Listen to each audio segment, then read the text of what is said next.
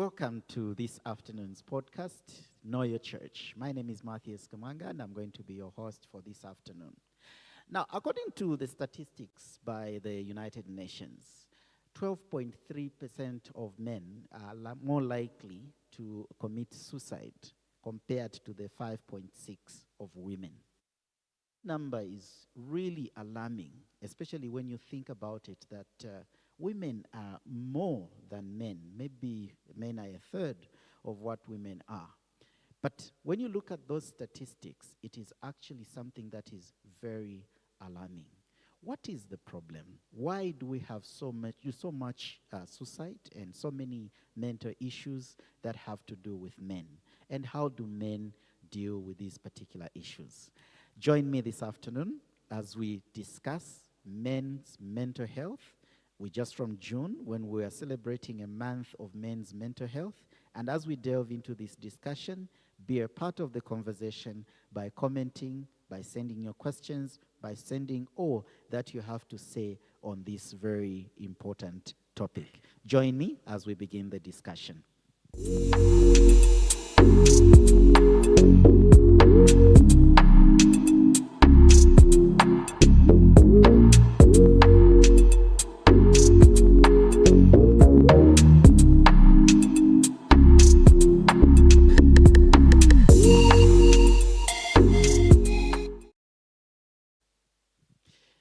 Like I told you, I have a very powerful panel to be able to help me discuss this very important topic. Let me welcome my panel. Starting from the far left is my one and only brother, Kazembe Kahokola. Good afternoon. Good afternoon, thanks. Welcome. Thank you very much for How's being been this particular day, and how have you been? How's work? Work is fine, thank you. At least I've managed to get a bit of rest over the long weekend. Okay. Spending time with family. Okay, Yes, great. Yeah. Uh-huh. And now I'm here. Now you're here. This is perfect. For those that may not know, Kazembe is one of our organists and a very beautiful Trinitarian, somebody who is always there for us. He's a banker and somebody who has been dealing with money. And since we are talking about mental health, we thought somebody with experience in the banking industry should be somebody that should be able to speak to this issue. Next to him is Dr. Francis Chimba. Doc, good afternoon. Good afternoon. How are you today? I'm doing great, thank you. How was your day? Hectic, but I'm here now. Okay, great. And Doc is a mental health specialist, and so you need to have, wakwata kofirabalandati, if you need to have a prophet nearby. As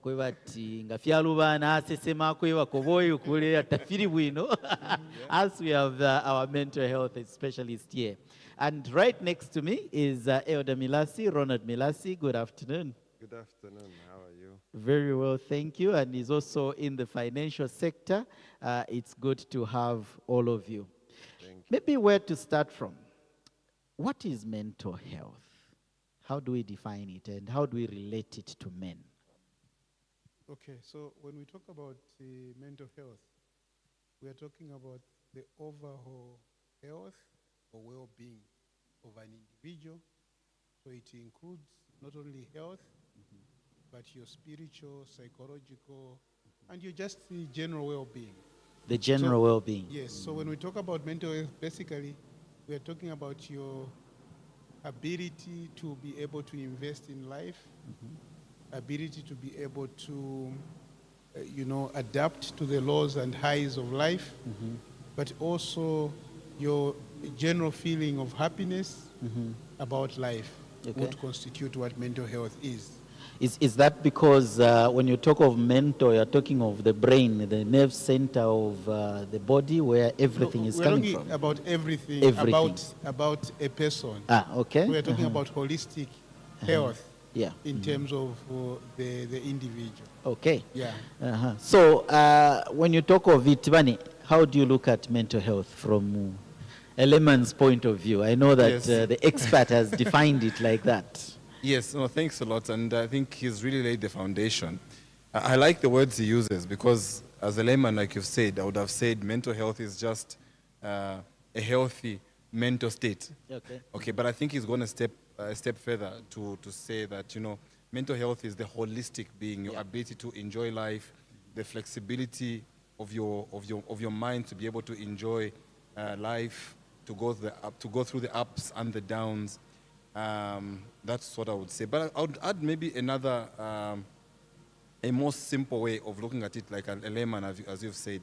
I think I would say mental health is just basically what state of mind you're in. Yeah. And then I would say then that good mental health is having a good frame of mind where you Frame can of make mind. sound decisions, enjoy life, Yeah. experience life in its fullness, as it were.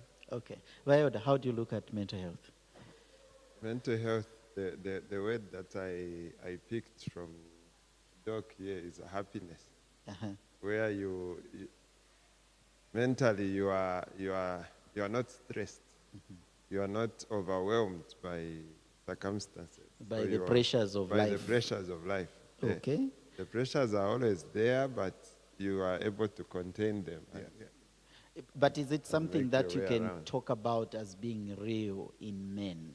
Do we have men with mental health issues?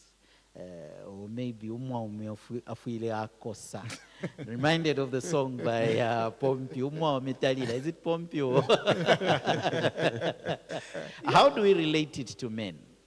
Can I take a quick stab before the experts come in? So maybe so that we can have an opportunity of, or the privilege of correction. I remember growing up as young as 2, 3, 4, 5 years old. You're growing up and you're being told, don't cry. Yeah. You fall down, don't cry. Uma Ulimwa umetalila. ume. Yeah, ulimwa ume, ufiro wakosa. Yes. You know, so at that point, society begins to create an expectation about what a man should be like. A man should be strong. A man cannot cry. You know, you cannot be seen to be crying because it's a sign of weakness, as an example. And so the expectation generally is that a man should not be weak. Yeah. Okay? And therefore, even when it comes to your mental health or your mentality as a man, you cannot afford to be weak. Yeah. Crying is for the weak. It's for That the is the expectation. Yeah. But obviously, that is not true. Because Why we're are flesh you and saying blood. so? But on the other hand, okay, just imagine Yes. you have a funeral, namkwate chiriro, Yes. and you, the man of the house, become the one crying the highest. most. Is that really showing leadership and a proper mental health? In that regard, Viola, I mean, how do you regard so that you can be able to lead the family? I don't know, Doc, how you look at that. That's an interesting perspective. Yeah. Men are human too. Yeah. So men can feel the emotions, men can get hurt, men can feel the grief. So being able to grieve is a normal part of being a man. I think the biggest challenge that we have is what Kawakola mentioned here, that as a man, you're not, it's a general expectation Yep. that you're not supposed to cry. And because on that score, that is the thing that has sent a lot of men to an early grave. Ah, okay. So you find out that when you look at, which brings me to why should we talk about mental health for men, okay? The first thing, just like you said in your preamble, is that men are more likely to commit suicide. Why? Because of life stressors. Secondly, most of the violence that you see, which we perpetuate sometimes towards our wives or people we love or our children, is perpetrated by men Yeah. because of the inability to handle life stressors. Okay. But also, interestingly, men are more likely to die younger than the female folk Yeah. because of mental health issues. And that is why this conversation is important to basically, encourage men to be able to feel the emotion. Alainimwandi, what I've been thinking is that men die earlier than women, especially in marriage, because the man is usually older than the woman, so so the younger should marry the older. Noma mwangira na mental issues. I think one of the things that we're establishing is men most likely suffer silently. It's like there's a way in which we bottle up our emotions. Why is it like that, Viola?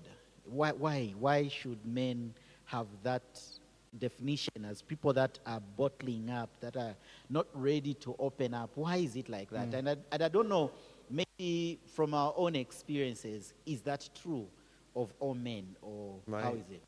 My suspicion is, firstly, it's the culture, as we have already said. We are brought up thinking and feeling that way. But eventually, as you experience life, now we have identified that that is a source of problems. It even affects our health and our lifespan altogether. So I think we need to change the cultural aspect of it. But maybe it's also to do with the ego that we have as men. Men, you don't want to look like you are failing to manage a situation, because when you show emotion, it's as if you have lost control. So we always want to feel that we are in control, we are in charge of whatever is happening. You should be the one to hush everybody up and say, hey, it is well, we will manage. But even when you know deep down that things are bad. Things are bad. Where do you strike the balance?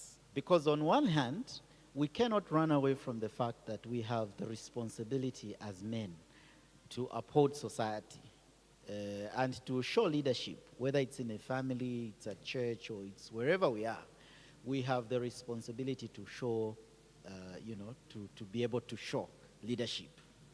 Now, where do you just strike the balance? Because as a man, again, I don't know how you'll be able to, your word can be trusted by those that are looking up to you. Where do you strike the balance? Mr. Kaokola.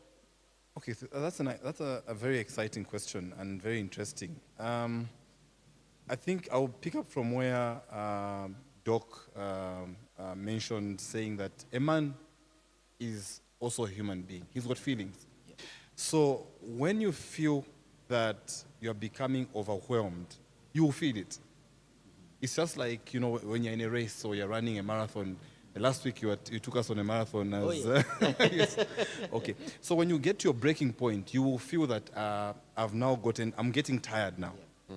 I think those are the triggers that we should look out for. So when you begin to feel like you're overwhelmed and you begin to get your tipping point, at that point, it's okay to take a step back and ask for help if you have to, or recognize the fact that you're actually getting to a tipping point and you need to sort of slow down. Yep. So I think the triggers are there if you listen to ourselves close enough. But obviously, like has been said, we have got this overarching belief that a man should not give up. A man should fight until the end. And because of that, they will get the tipping point, and then obviously when you get the tipping point, the next thing is to tip over, right? Yeah, so you tip over. So when you get the tipping point, when the signs are there, when you begin to feel overwhelmed, when you begin to feel like you're at wit's end, like you don't know what to do, that's the time to reach out and say, Brother Milasi, or Brother Kamanga, or Brother Francis, I think I'm having a bit of a situation here. I need some help. Let me just maybe look at some of the things that cause men, especially to go into these mental health issues. There's the financial pressure. A man is said to be a provider, and it is said that the one time that a man allowed a woman to provide, it ended us into sin. I don't know if you've heard about that one. That expression, especially from the Genesis story. And even right now, some of the homes where a woman is the breadwinner have got issues because over a sudden things are not as they are supposed to be, as compared to when the man is the provider. Now, when you talk about financial pressure, you're not just talking about providing for yourself. And many times for those that are with families, you are supposed to provide for your family. And not just provide the bare minimum, but the bare acceptable minimum according to where you are. But also there is an issue of the black tax. How do you deal with issues of the extended family? How do you deal with issues of maybe the society in which you are, what is expected of you? Just how do you handle the financial pressures of this life? Doc, maybe we can start with you. Interesting question again. I think Kaokola made mention that when you feel like you have reached the tipping point, then it's perhaps a signal that you need to withdraw and reflect. But in this Now, case, when Doc, we- you when- can't when- withdraw. You are the one. You are the breadwinner. You have to find the You money. have to find the Yes, means. you How have do you just handle Yes, yourself? you have to find the means. It is important, but also you should recognize when you have reached your limits. Yeah. And that is why we've got your wives who are partners. Yeah. I know that Elder Milasi talked about men's ego. Yeah. Yes. So the ego in us sometimes limits us from seeking help even when it's available. Yeah. Even where a wife can actually chip in or a partner can chip in, we fail to ask because that is synonymous with being weak, With being like you made mention. Yeah. So it's actually recognizing that as men, yes, we are charged with a responsibility to provide, Yeah. but when we are not able to, we should reach out to our wives. And reaching out is reaching out to where help is available. So it doesn't matter where the help is coming from. So, Vioda, what Doc is saying is that reaching out means kuisa mkulu kusende nkongole. Are these problems real? Do we have financial problems as men? Or we are super heroes, like we are looked at by our children and by women out there? What do you think, Vioda? Sometimes I wonder whether in other societies out there, maybe in the first world, there are those circumstances where people do not have financial problems. Although financial problems stem, from my own opinion, they stem from 2 points. One is our own personal desires, the things that we want to achieve and to have, and versus the things that we really need to sustain our lives. So sometimes one needs to learn to strike a balance there and know that these are unnecessary pressures. Sometimes we get ourselves into excess pressure, which could have been avoided. So I think there is also the aspect You remind me of a certain saying that we always have enough for our needs, not for our greed. But okay, let's be real. Let's be real. So I come to Trinity, and I know the pressures you're talking about certain times. I come to Trinity where, if I look at my peers, they are of a certain class. They are driving a certain type of motor vehicle. On a Sunday afternoon, probably after church, they can afford to go to, to the bandas there to go and have a meal. You know what I mean, eh? 34 what on is Stable. wrong with me 34 on aspiring? Stable. Yes, 34 Stable Road. Yes. What is wrong with me wanting to have a life like that? I don't know if that is. those are the There's pressures. absolutely nothing wrong in you aspiring to have such a life. But you need to recognize where you are today. Okay. Do you have the means? If not, then you shouldn't perhaps go to the bandas. Okay. Perhaps there's another place That you where can you go can go without stressing yourself. Because when you get into debt, that also adds to your mental ill health. Okay. And that is why we have heard of some men committing suicide because of debt. Okay. We have heard some men failing to provide because of debt. okay? Because of this so-called social comparison. The goodness with the Banda's place is that at least there are meals that you can have from the lowest up to the highest, depending on what you have. But I want to know, is the problem of debt real? Viola, you work in a similar industry. Is it a real thing, or it is something that we're just talking from without? Oh, yes, debt is real. I work for a cooperative society where we deal in lending also. We give soft loans and sometimes even bigger loans for investment. And part of my work is to analyze pay slips. As you now, so Elder, I hope you are not analyzing my payslip. I just want to give a general picture. It's not specific to anybody. The average payslip is overwhelmed, and it just so happens that the government put a threshold to say you cannot go below a certain percentage of your income. Is that 40% or something? 40%, yes. Yeah. So now you'll be surprised that majority, more than 70% of payslips that I look at, they have already hit that threshold. Yeah. And so you literally see that there's a problem of debt. Yeah. The debt problem. If you say that, my brother from the banking sector is going to be affected because for him, that's the product he's selling. Yes. My brother. Okay, so a couple of things. I wanted to just take a step back to what causes some of these financial troubles. So just to build on what Elder Mirasi mentioned, you will notice that there are two basic directions from which the pressure comes. First of all, it's yourself. Yeah. What you would like to have, like Elder Mirasi mentioned, versus what you're capable of actually having, like Doc said. Yeah. Then there's the external environment. Okay, I would like to call it the external environment, yes. You have to take your children to school. Yes. You have to build. You have to, those are critical things. Yeah. Forget about the vehicle, forget about all those wants. We're talking about needs. Needs, yes. Okay? So, one requires regulation or self-regulation, which is the things that you want. Whether you want an expensive meal, then you can decide whether to go to an expensive joint or expensive place, or you're just going to have a burger or a Hungry Lion or whatever it is, right? Or a meal at home. Or a meal at home, yes, exactly.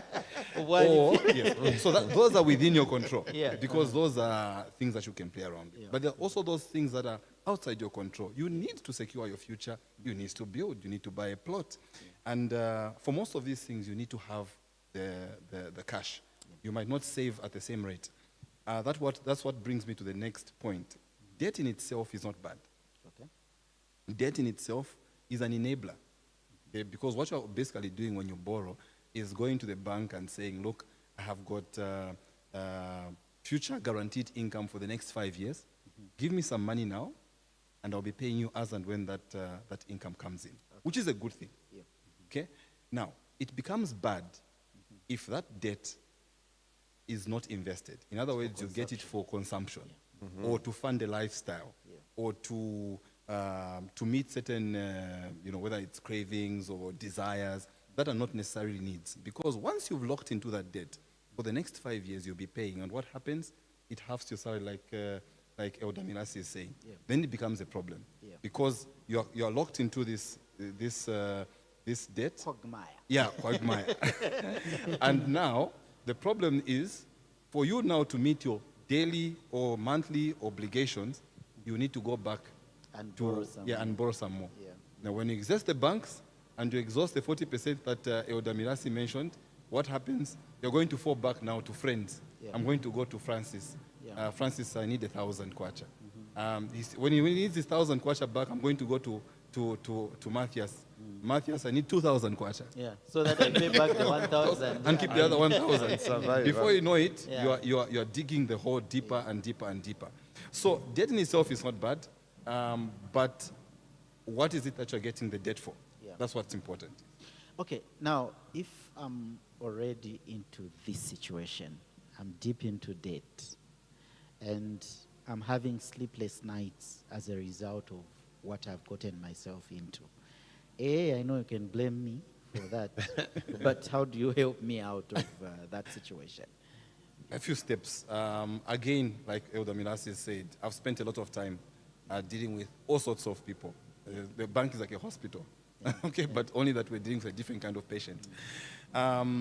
With financial patients. Financial patients. Okay. Yes. And some have got a headache, Yeah. and some have got a big more ones. serious condition. Yeah. So I think the first starting point is to recognize and accept that you are in a difficult position. That's number one. Number two, very quick steps, is to stop the borrowing, to stop the bleeding. So picture yourself in a ditch or in a hole. And every time you borrow, you're digging the hole deeper and you're going deeper, deeper into debt. So you have to stop that. You have to freeze that. So you stop borrowing. Then a couple of other things. Identify what is it that's driving that debt. Dismantle that debt. Analyze the debt. So when you say analyze the debt, you say, how many people do I owe? What do I owe? To what extent do I owe?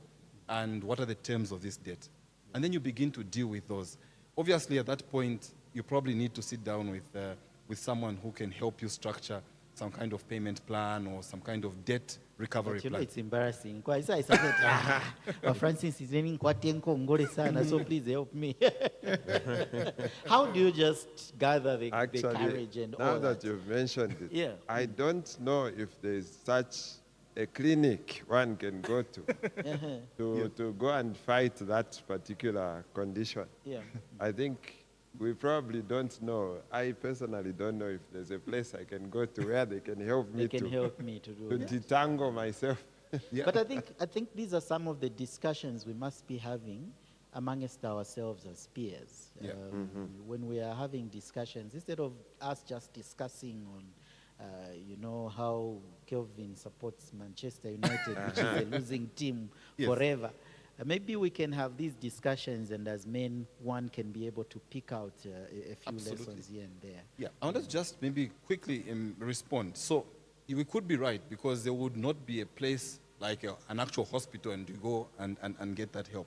But there are strategies. You talk about things like debt consolidation. When you talk about debt consolidation, you're basically picking all the different debts that you have from everyone and looking at all the interest rates and saying, you know what? Instead of owing 4 or 5 people and receiving 6, 7, 8, 9, 10 phone calls, I want to consolidate this debt into one. Find the most favorable institution that I can go to and ask them to give me that one debt, a loan, whatever it is, and then you go and pay out all those debts and you just deal with one much more friendly loan. Because remember, like I mentioned, normally it's a habit. Yeah. Okay? So when we've all had pressure. I've had pressure before. Yes. Okay? When the pressure comes, you don't care about the interest rate. Yeah. What you want to do is to sort out the to pressure. sort out right? the the problem. Yes. So when someone says, I'll give you 5,000 at 30%, Yeah. you say, yes, it's okay. That's, You haven't thought through everything. You haven't asked for your payment schedule and everything else. But when it starts hitting you, that's when you begin to feel the pinch. Yeah. It's at that point that we're saying, look, consolidate all your debt, bring everything together, paint the picture, and then go to one institution as an example of debt consolidation and say, guys, whether it's Bank X, give me one debt or give me one loan, and then they pay off all the other loans. And you just remain with one loan. Guess what? The issue of having 4 or 5 institutions appearing on your pay slip immediately goes disappears. away. Yeah. And then So you there are just- things like that can be structured. And to your point, it calls for a conversation. Before we turn this into a financial financial discussion, but we are talking about men's mental health. And let me move on to the next aspect. Most men say that when you have pressure, one of the ways to deal with it is to get yourself like a girlfriend like that, like an extramarital affair. I don't know how you look at that. These are real issues that we deal with on a daily basis. How do you deal with such, and how do you look at that? Just to be clear, Mr. Kamanga, we're not speaking from experience.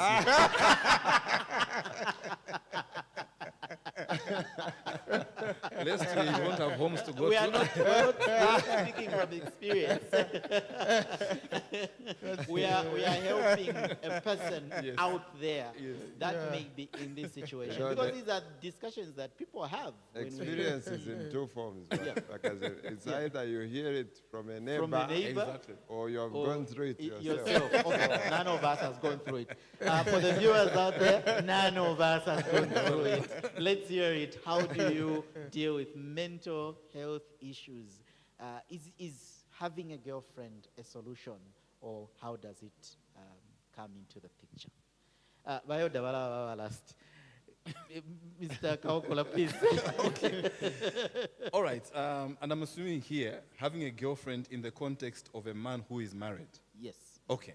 Where a girlfriend, we should agree, is not exactly the right thing to do. But we believe that it will bring some form of relief. Yeah. Okay, so a couple of things. I think I remember very well when Doc was speaking here. He mentioned that we have wives that we can go to. Okay, so sometimes in our own earthly wisdom, we tend to believe that we can have a better companion than the one that God has given us, right? Who seems at that time more understanding, they are more accommodating, probably treat you a little, you feel they're treating you a little better. And because of that, there's the temptation to feel, okay, now I've got someone I can talk to outside your legal framework of support, which is your wife in this case. Yeah. What you should always remember, especially if you're having things like financial problems, is that you should not compound them. I know I spoke about not borrowing, but you should also avoid anything else that adds to the stress, because financial stress itself is a lot. Yeah. Now, if you're even going to take the extra step of getting someone who you have to hide, first of all, the hiding itself is a process. Pressure. This phone, you can't leave it. You're having a shower and the phone rings and you're coming out of the shower. We've heard those stories with soap on your head. Because, and over and above that, you've got this financial pressure. So I really doubt that would be a wise thing to do. Yeah. Outside, obviously, the morality of having a girlfriend, and like you said, at the risk of discussing something different. Yeah. But introducing things like that, to be honest, introduces additional pressure, definitely, without a doubt. Yeah. Okay. Now, here's where the problem comes in. When you are in a situation which is financial in nature, you want help. Yeah. You need help from your spouse, your wife in this case. Yeah. And then you find a girlfriend.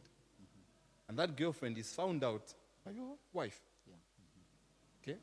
Now, before you even get there, that girlfriend knows you're married. Yeah. So she doesn't necessarily needs marriage from you. She needs money from you. Yeah. So probably she'll begin to add pressure slowly. Yes.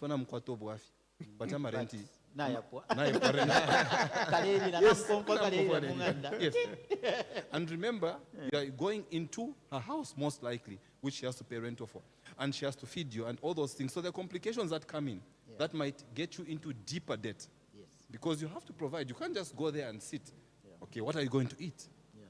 Okay, you're going to have to supplement. Yeah. So when you bring in all those things together, you realize that it's actually going to add more stress to you. Yeah. Now, when all of this blows in your face, you've got nowhere else to go. Why?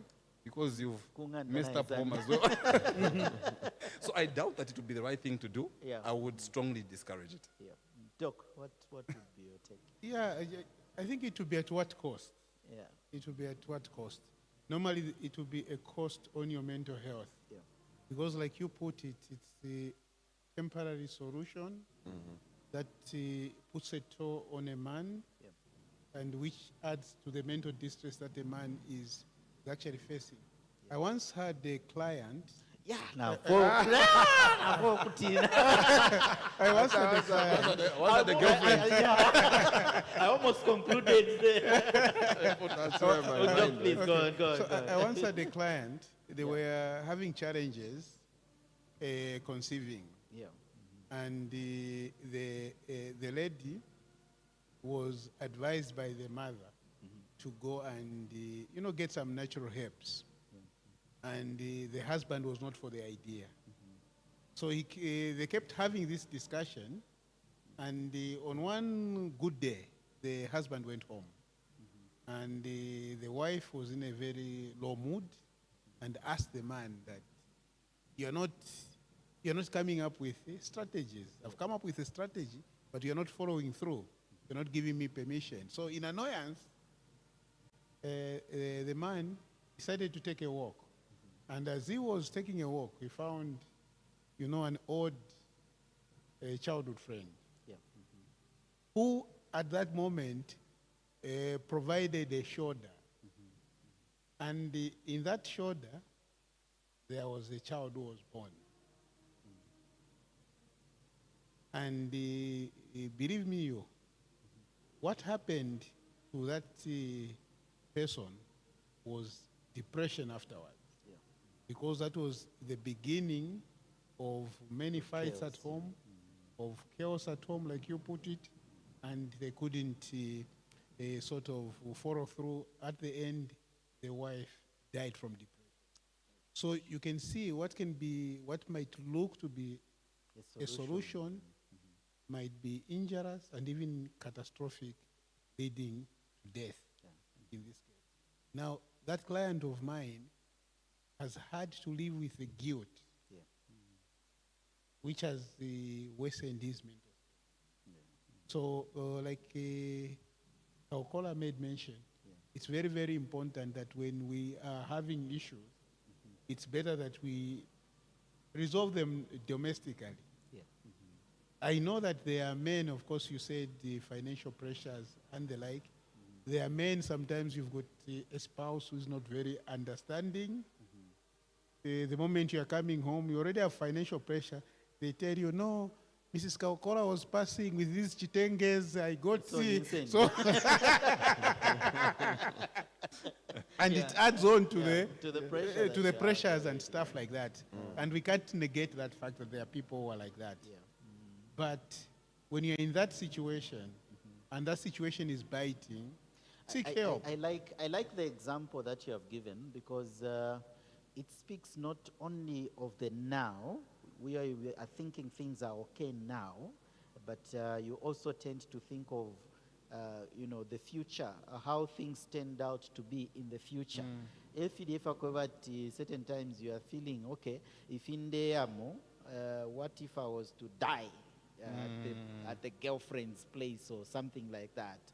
Or what if this was to happen like that, and all these. So it gives you the extra mental pressure that you have. Vioda, what do you have to say? For me, I think I'm looking at some of the things we try to do to escape from the mental stress. So the women is one of them. Then there's the alcohol. Yes. There's the drugs. Yes. And Drugs yenanka kuikata. so Yes, Vioda. so for me, I'm looking at all these things as temporary relief, which we try to get. Maybe if I get drunk, I'll forget my problems. Maybe if I visit this girl, she'll make me forget my problems. So all these look like they are solutions for temporal. But I like what Doc has just mentioned, that the long-term result or effects of these temporal reliefs tends to now bring the situation even worse than it was. So for a moment it will look like, at least let me forget about my challenges. But what next after that? When you are sober now, what next? Or when you realize you have gotten yourself knee deep into this other relationship, what next? What next? So we really need to avoid. Now you can bring in the biblical part now as the elder on the panel. Absolutely. The biblical part. I think for those of us who are believers, we have at least one solution that we can go to.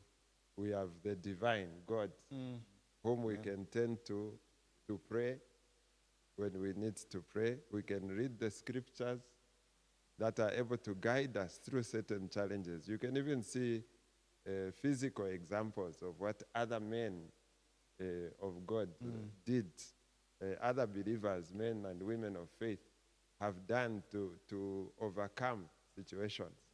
Look at the example of Job, for instance. Job, I don't think there are many who have encountered that level of mental health. I mean, mental Affliction. So, There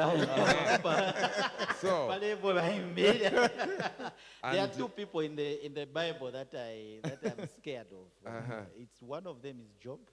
Then the other one, ni Amos, one of the New Testament. No, not Old Testament. The minor minor prophets. That the one was told to go and marry a harlot. No. Nina and Hosea. Hosea. The Hosea Yes, anointing. Hosea. Yes, but as you can see, I like the other example as well. Those are all to do with the stresses that we go through in life as men. As a man, you have lost everything, and your very spouse is telling you, what is your problem? Why are you still having faith? So we really have these examples to go to. And I think, as we have said, for mental health, when we have our fellowship circles, maybe you meet in fellowship as men's fellowship, or couples fellowship, or as peers in faith, we discuss, we share, we pray, and I think that tends to give some kind of healthy relief to the stresses that one may go through. So, Yeah. We'll be taking a break, and as we do so, we need to go into the solutions. As you can see, there are a lot of problems that can bring about mental health issues in a man. And all these pressures that are coming, you need to be strategic if you're going to be able to survive them. We'll look at some of the solutions. How can the wives assist? How can the immediate family assist? How can the children assist? And how can society as a whole be able to assist somebody who is going through mental health issues? And how can the church be able to assist the men that are within the church to ensure that they are fighting mental health issues? Meet us right at the on the other side of the break. This is KYC. Stay tuned.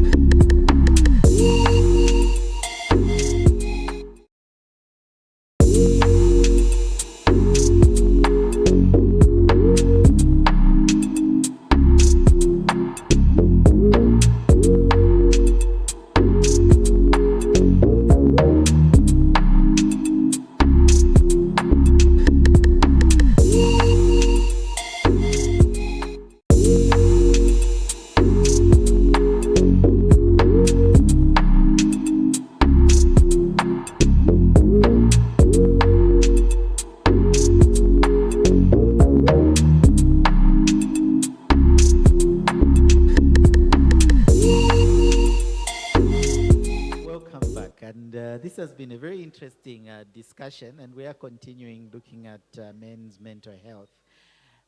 One of the things that you'll notice is that I think the panel has been able to deal with most of the things that give us pressure as men. One of them, maybe one can speak from experience on this one, is sometimes when you are at work, there is the work pressure where you find your peers are being promoted, they're going up, and yourself, you are just kept in the same position. Or you have a boss that is not understanding. You have people that are accusing you of things. And so, we spend more than 8 hours at our offices. And you find there's a lot of pressure certain times, maybe of the actual work itself, or just the extra things that are going on at the office and they're giving you these pressures. How do you deal with that as a man and get home and not be able to snap when a child asks for something or your wife asks for something? How do you deal with that? Let me start with Mr. Kaokola and then Okay. Doc can come in. Yes, very, very interesting. And to be honest, I think it's a very realistic question to ask. Because, like you've correctly pointed out, in the work environment, we have got a lot of competing needs, okay? And or things that will present themselves as in form of competition. And I think what the starting point would be is to separate those. Like you mentioned, from what you've described, it's a mixture of toxicity and also genuine work pressure. Yeah. So I think first of all, I would separate my genuine work pressure.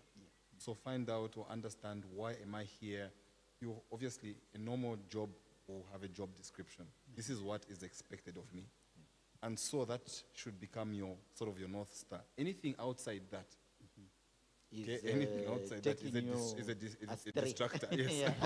Anything outside that, I will consider it a distractor. So if it's something in the work environment that's giving me pressure and it's not aligned to what I am doing in that organization, and I'll give you an example. It could be maybe being distracted by the fact that my workmate, Mr. Milasi, recently bought a Prado. Yes. 2022. Yep. And I haven't, and I'm Why driving my Shoshan? I .com. think that's what he got. Yeah. So I need to, that can easily affect, because I'm thinking to myself, oh, Mr. Milasi, we're peers. But how come he's able to do this, okay? He could have a flourishing relationship with the boss. I don't want to say they have got a favoritism relationship, but maybe it's flourishing. It's a genuinely flourishing relationship. I would like to and that begins to disturb me. But if I think about why I exist in that organization, what I do, what my KPIs are, what my key performance indicators are, what I'm supposed to deliver on, am I delivering on those things? If the answer is yes, then I'm okay. But if those are giving me a problem, then I need to work on them. So I've separated those two. But just on that same one, could have certain times, because you are effective, you find that more pressure is being piled on you. You find even your lazy neighbor at the office, their work is being offloaded onto you. How do you deal with that? Should you become lazy just so that these things can also be taken away from you? And how do you just deal with that? I would say no. That's a straight no. And if pressure is coming as a result of your hard work, there's a story long ago of a man called Rumpelstiltskin. It's a tale. He used to turn straw into gold. Oh, okay. So you get normal straw, and then he will turn it into gold. Yes. So they put some straw in his room. In the morning, there's gold. Oh. Okay. So what happened was that the more straw he turned into gold, so the more straw was brought to him. So you can imagine, they took him out of the small room, took him to a bigger room. Filled with straw, so that he can turn it into gold. Yeah. What am I saying? The more you do, you definitely attract.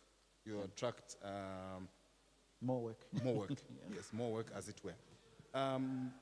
I think that any organization that has got proper structures will be able to recognize that you are going over and above, and most likely you're going to be rewarded for that. But we're talking about the negative part. If it becomes overwhelming for you, what do you do? I think that's where you come in with now coping mechanisms, find deliberate ways of getting additional rest, of prioritizing your work if you can, of delegating if you can, of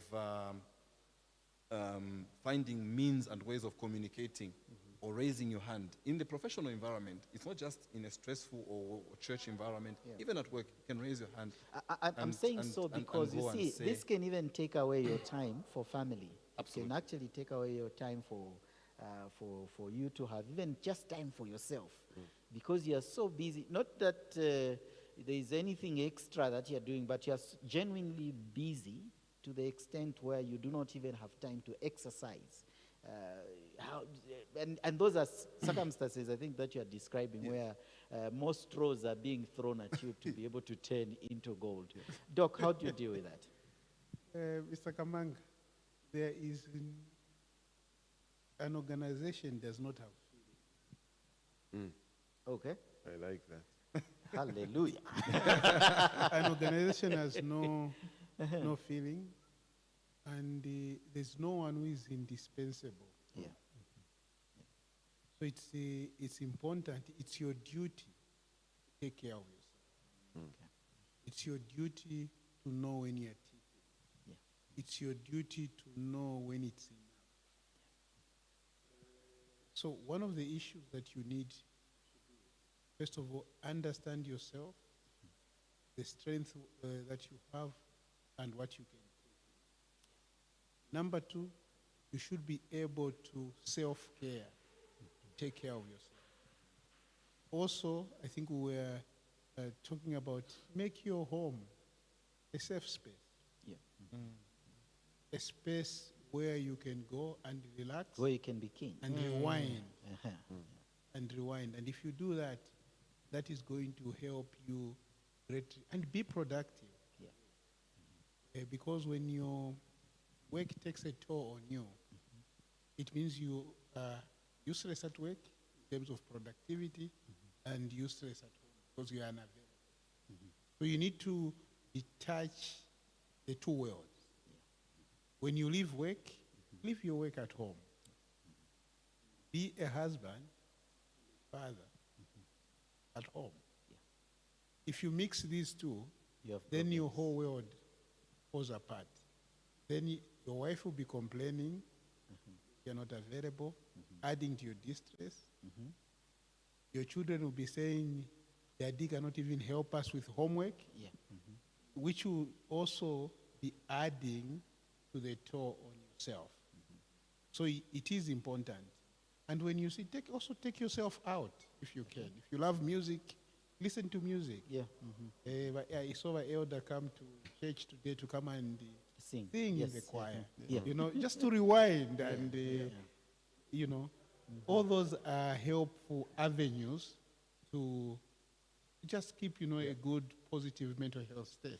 Kazembe now, in fact, an organization has no feelings. That's a good I one. think I'm going to carry That's a good one. Malaysia. That's a good one. I wanted to mention something. Yeah. When he mentioned about, you know, being fully present at home when it's time to be home, Yeah. and being fully present at work when it's time to be at work.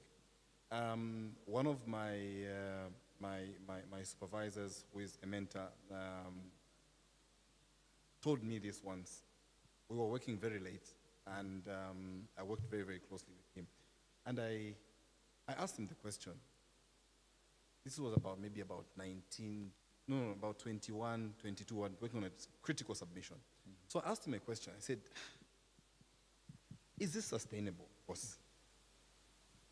How do we maintain work-life balance? Yeah. His answer was very interesting. He says there's nothing like work-life balance. It's not a seesaw. It's not like you can balance the same amount, you know, like Yeah. I'm On at both work, sides. let me also put the same amount of This other weight on side, this yeah. side. No. So he said, you cannot do that. Otherwise, you just burn out trying to do that. What you do is, when we're at work, as we are right now, let's work. Yeah. When it's time to go home, close your laptop. And this is why I didn't want you to go home and work from home. Yeah. I want us to finish everything here. Okay. And let's go home and be fully present At home. as husbands, as fathers at home. So work hard when it's time to work hard. Play hard when it's time to play. Yeah. And I think that has been an excellent mind opener for me. Definitely. But I think even biblically, I think that should be supported. Yeah, because at the end of the day, it's these pressures where you do not, you are not, you go home, your mind is at the office, or you're still typing, you're still doing. And I remember when I started out in my software development, nalela na laptop on the side of the bed, and in the middle of the night, I would just have what I would call a revelation. Hallelujah. Can I get an amen?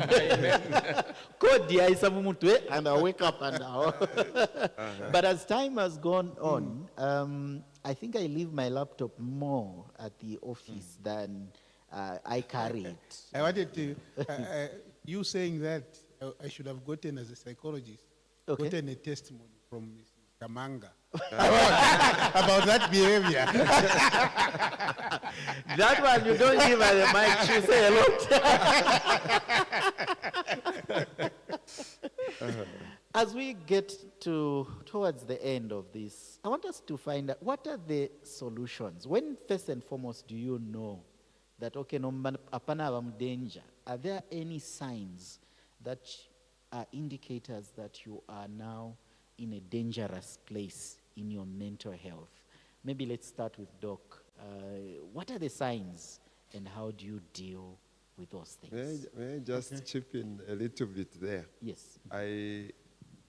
Just my personal experience. I went to, I work near a hospital, and there's a mental health department. So I went there, I said, so you people, what do you do? Are you able to test me whether to find out whether I'm mentally stable. I'm healthy or not? So I said, yes, in fact, there's a small test that we ran that they just asked me a few questions.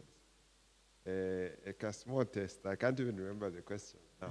But they asked me those questions, and the conclusion was that I am stressed. So They almost gave you a bed. So my mental health was not well balanced. So Yeah. I said, for me, I said, I'm not surprised. I work in a very stressful environment. Yeah. And I deal with so much pressure that I'm not shocked that you have found me stressed. But all the advice was that take it easy, find time to relax, and take care of your health. So I said, Definitely. okay, I'll do what So I to can. next time we have a health awareness Sunday, I think we should bring those psychiatrists Mental health. outside here. that. We see how many men are stressed here. Doc, if you may come in. Sure. So there are certain signs. Fatigue is one Ine of ndo them. mfwa apa iyo fatigue mwalanda Yes. pano mapa soni chakali papa then nala ishana isa chita oversleep the following day maybe na isa ukana chilwa kukunchito sometimes in chaya. So fatigue is one of them. Okay. Feelings of sadness, insomnia, inability to sleep, inability to eat well. Maybe let's take a census. Those that for those of us on the panel, ngabalanda wa doku. Mule imiafi akakoka toka. Please, Doc. So far it's 4 to 4. Insomnia 10, pali insomnia 10. Fatigue. Overly irritable, Yeah. even for no apparent reason. But Doc, so maybe before you proceed on the overly irritable, reminds me of this guy. He comes back home. First of all, the children, he's knocking at the gate. The children come to open the gate. He only knocks twice. Okay? Then as he's going in, gets Right into from the gate. Saddam traffic. they're trying to hold the bag and carry the bag. Look at the window. He gets to the door and he kicks the dog. The dog is sitting on the door and just kicks it. Sure. I said, but which boy, you know? So probably Yeah. this is the snapping is talking about. Constant headache. Then you're keeping a lot of things in your mind, or you're thinking a lot, and which is actually related to failure to sleep. Have you noticed that if you're thinking about something, you even fail to sleep? The sleep just goes. It just, I Absolutely. don't know where it vanishes Absolutely. to. And these are real life issues. Even when you're a Christian, you still go through them. Yeah. So those are some of the signs. Kazembe, have you ever experienced any of these? Yes, I'll be honest and Yeah. I'll be vulnerable because I know this is social media, but it's a safe space. The answer is yes because I'm sitting at the pulpit and I can't tell you. The reality is this. I think also most of what my colleague has said are very, very true. Yeah. And I think even I would say that lack of concentration Doc, if I'm not mistaken. You find that you just fail to concentrate. Yeah. And I guess maybe it goes to things like fatigue, et cetera, et cetera. Yes, so the answer is yes. So now, Bayod, It a goes- Christian, can a Christian go through what Doc has been talking about? A On Christian- Ishna War? A Please start with the thought that you had before you can go to that. Yeah. Oh, yes. Anyway, I'll go into that as well. Yeah. A Christian, definitely. I think we are not exempt. The Bible, the Lord Jesus Christ himself said, in this world you have many trouble. troubles. So trouble is what we are discussing right now. We have so many challenges, caused or uncaused, they come to us. Even the most prayerful, the most obedient servant of God who experience the trouble. And it comes from different angles. So as we grow, Doc had said off air that being alive Is pressure by itself. is pressure. Just waking up is Yeah, pressure. yeah. You start thinking, what will I eat? Yeah. So these things are real and they are practical for everybody, whether religious or not. And sometimes, growing up, twale kula bupente filiera but twale monengulu muri fiance. Where do you draw the line? When does it become a demon? These mental health issues. Kuti wamona muama demons, wamana ukushita cast out, come out. Where do you draw the line? Because at the end of the day, these are signs that you'll be able to see in a person because of what they are going through on the I inside. want to just chip in there before that you respond to that.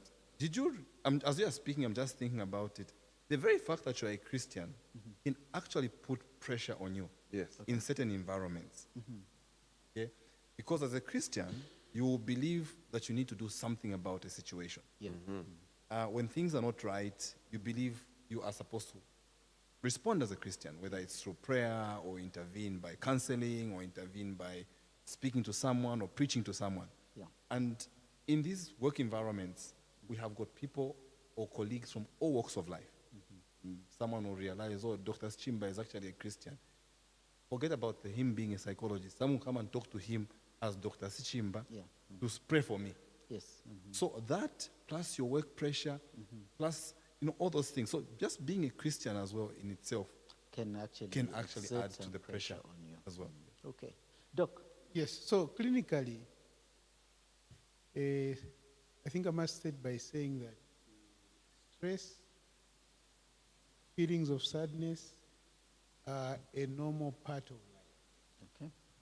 So if you told me that tomorrow I'm going to go for an interview, I'm bound to feel the stress. Yeah. If you told me that somebody has died within the church, I'm bound to feel sad. Sad. Yeah. But when that sadness or that stress impairs your social function, Yeah. your social and occupational function, then you need to seek help. Okay. Then there's a problem there. Yeah. If that stress stops you from being available as a father, then you need help. If that stress affects the other person, your wife, as me being violent, then I need help. Yeah. So those are the telltale signs in terms of when it tells you that your body has actually reached the limit. You need actually help. So some of the violent behaviors that we see in men are as a result of mental health. Yes, the result of stress, Oh, okay. stressors of life. Okay. And because we don't know how to swim and negotiate through these stressors, sometimes we take it out Yeah. on innocent people. So Kazembe is just asking me a simple question. Maybe I snap Yeah. because I'm having a bad day. Yeah. So those are some of the side effects that we see because of the inability to be able to just manage our inner health. Doc, whilst you're at it, what are the available helps, if I can call it, that are there? where do I go to seek help? Okay. When I've reached that level and I can recognize it within myself. Or mwachita recognize ni mwevo in me that kamanga pafika alifua ikowa fuilisho. What are the practical things that you can advise? So the first practical thing is the way we are sharing. So you should be able to actually recognize that you are reaching the tipping point, because knowledge is power, and the power begets knowledge. So because knowledge is power, then you are able to actually share. Unfortunately, for many men, as opposed to our female, our wives and the female folk, is that females are more observant of their inner health and their general health. Men, even if you've got a problem, Is that the reason why they are your wife says, "Bakamanga na murwala," even just dragging you to the hospital, it's a challenge. It's a challenge. I It's a hope challenge. Queen will not be watching this, this part of the... Number two, Yeah, I know Kaokola made mention that because I'm not a puppet, Yeah. I'll be vulnerable. Be vulnerable to your spouse. Be able to emote what you're going through, your struggles, be it sadness, be it grief. Be vulnerable. Okay? And identify, as men also, we need to identify friends who can hold our hand. Okay? And through these social networks that we have and people we trust, we can at least have avenues to emote. And if friendship don't work, at church we have heard that everyone is available on Wednesdays For counseling. for any other issue. So please feel free to come and Have a discussion. have a discussion over an issue of life. Like I said, as long as you are alive, you will experience pressure. Life itself is a problem. Okay. At what point do you go and see a therapist or something? So Or if are all they these even available? avenues, Are they even available in Zambia? People are under perma therapists. if all Can't these- come over. if all these avenues are not working, Yeah. fortunately today, there are a lot of centers that offer help Okay. free of charge and others at a cost. Yeah. So free of charge, Chinama is available. Okay. Okay. The challenge what when we Monarch now hear, open. when we hear, Stigma that is there. okay, when we hear about Chinama, we think of Chinama as a place that attends to severe Yes. mental health issues like schizophrenia or depression or anxiety. But Chinama also has counseling services that are available to you and me to take advantage of. Okay. At UTH, Clinic 6, there's a psychiatric wing there. They also, you find mental health professionals that provide help, free of cost. Okay. There are also Nangu nini Private- mafuti ya womba. there are also private institutions Yeah. that provide help. And not that I'm marketing on their behalf. Renaissance is one of them. You have Psych Zambia is one of them. You have Soul Care and many others that Nangu are kuisa actually fe kuli mwewe available. zaidi. Yes. Yeah. Also at Unza where I work, because I basically train clinical psychologists, we also provide help. Yeah. It's just that sometimes, because when you are deep into teaching, perhaps that help might not be available. But even then, when you reach out, Yeah. I'll be in a position to refer you to somebody where you can actually Get help. get help. Yeah. So, Mr. Kamanga, do not wait until you are drowning. Do not wait until you are drowning. Do Do not wait. Do not wait. Do not wait. I'm just using you as a reference. I know. do not wait until you engage in risky behaviors. Just like the example you gave, some men have negatively, managed issues of Responded mental to- by going into alcohol, by thinking that they are solving a stress at home by a substitute of a girlfriend. In the end, they've ended up being in more problems. We didn't mention gambling. Yes, yes. Candidate. Yes. Yeah. Yesterday I heard something that I thought was very, very interesting. That Mr. John has been working so hard to build the house. The moment we are congratulating him that you have built a house, and now you are a free man, Mr. John starts paying rent for a girlfriend. Now imagine, where is freedom there? Freedom is not there. There's absolutely no freedom. Work done So equal to zero. that shows, to use just the gym analogy, is that I can help you by holding your hand Yeah. in terms of facilitating your mental health. But you need to do something about it yourself. You need to manage your debt yourself. So you need to be honest with yourself, honest enough to say, this I cannot afford, this I can do. And once you are honest with yourself, you will be happy.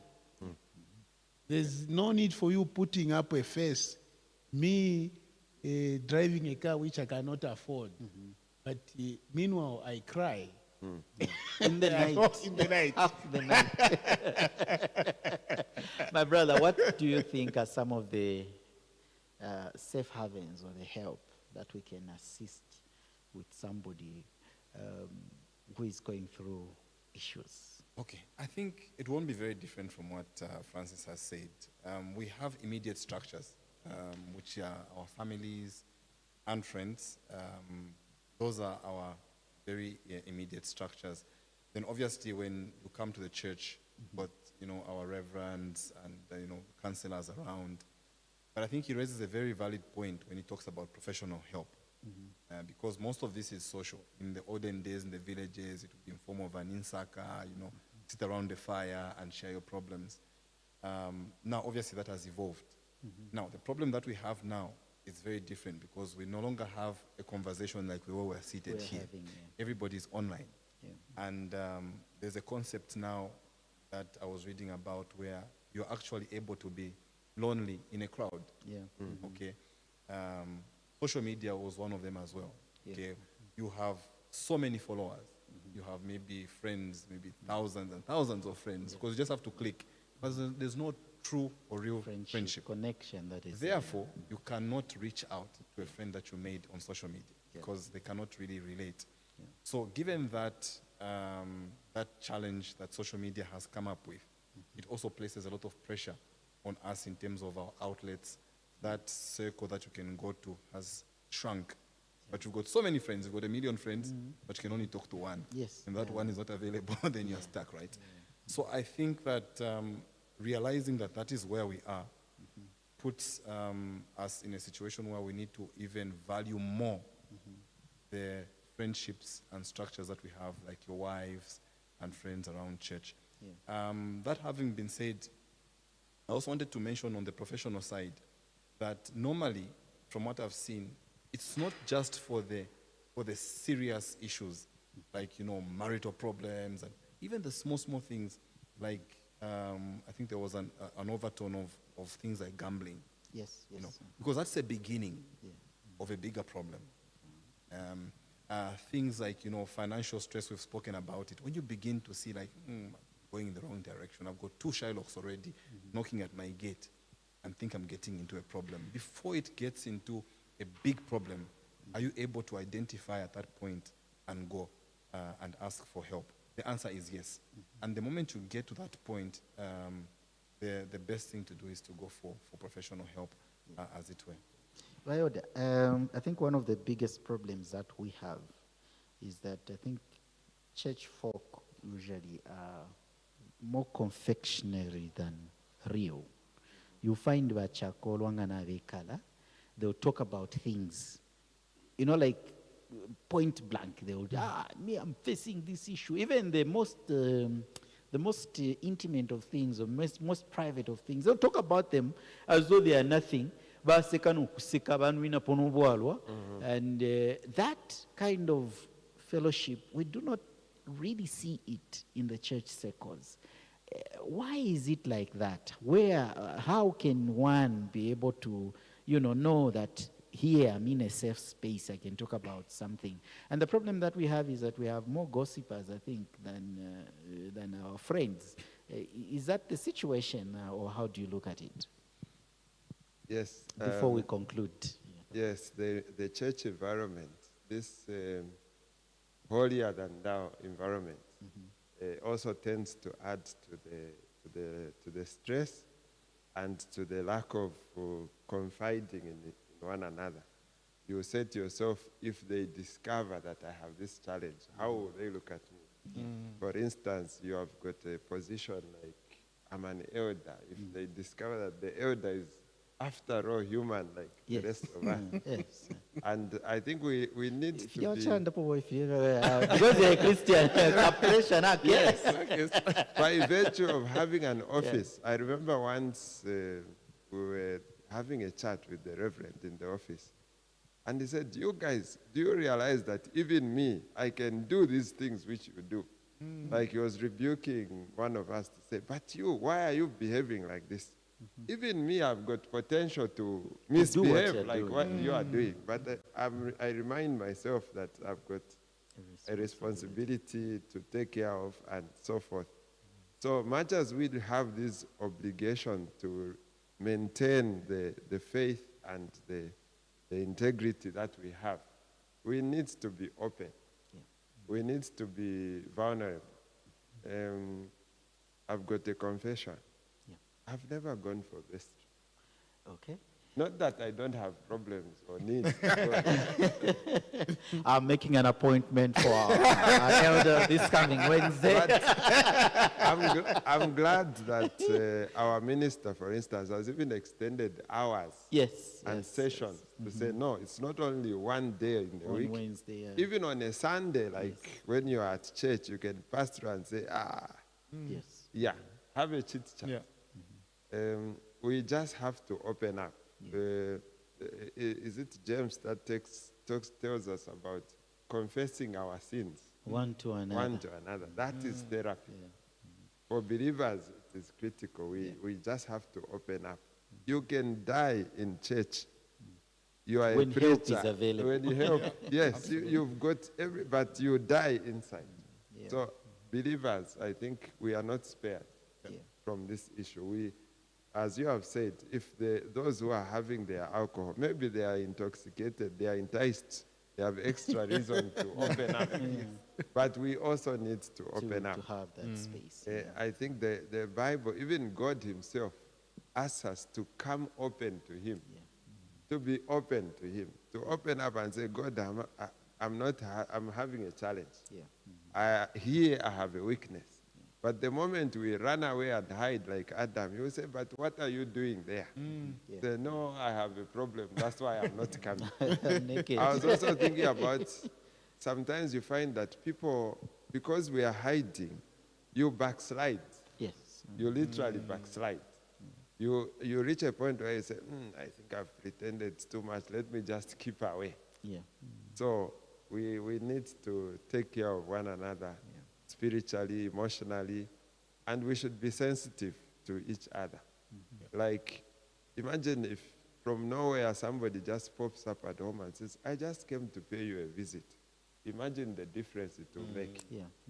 So there are these things that we ignore, but they are the things that can actually make the difference.